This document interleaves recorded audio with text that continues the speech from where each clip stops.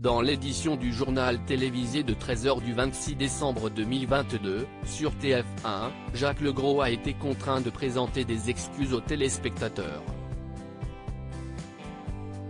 Des excuses qui font suite à un reportage diffusé la veille dans le journal d'Audrey Crespo-Mara.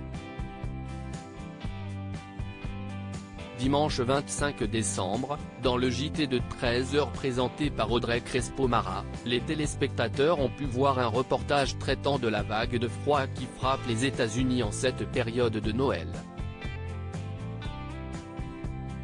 Parmi les images diffusées figurait celle d'un homme ouvrant la portière de sa voiture figée par la glace. Avec cette action, il faisait tomber une énorme couche de neige qui recouvrait le véhicule. Dans certaines parties du pays, la température ressentie est descendue jusqu'à -48°C hier, commentait alors la voix off.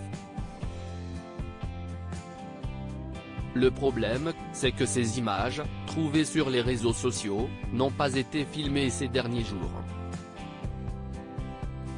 Comme l'ont noté certains internautes, qui se sont amusés de cette erreur sur Twitter, la vidéo datait du mois de janvier dernier et n'avait donc rien à voir avec la tempête Elliott qui sévit actuellement outre-Atlantique.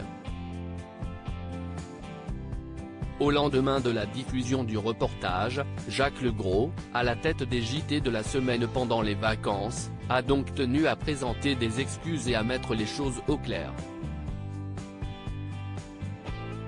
Les équipes du journal de 13h sont désolées de cette erreur après un nouveau reportage consacré à la météo du continent américain. Le joker de Marie-Sophie Lacaro, et ex-joker de Jean-Pierre Pernaut, a abordé l'erreur diffusée la veille.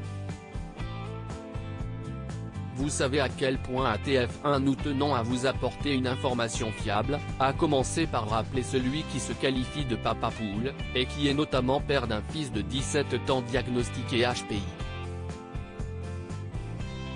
Hier, par erreur, nous avons diffusé une image d'un homme qui ouvre la portière de sa voiture totalement prise dans la glace, qui d'ailleurs se brise. Cette image datait de janvier 2022, a-t-il poursuivi, confirmant ce qu'avaient déjà repéré plusieurs téléspectateurs. Pour conclure son message avant de passer à un nouveau reportage, il a présenté des excuses au nom de la chaîne. Nous en sommes bien sûr désolés et nous vous prions de bien vouloir nous en excuser, a-t-il indiqué. Si l'erreur est humaine, les excuses publiques de Jacques Legros restent une belle preuve de professionnalisme et d'honnêteté.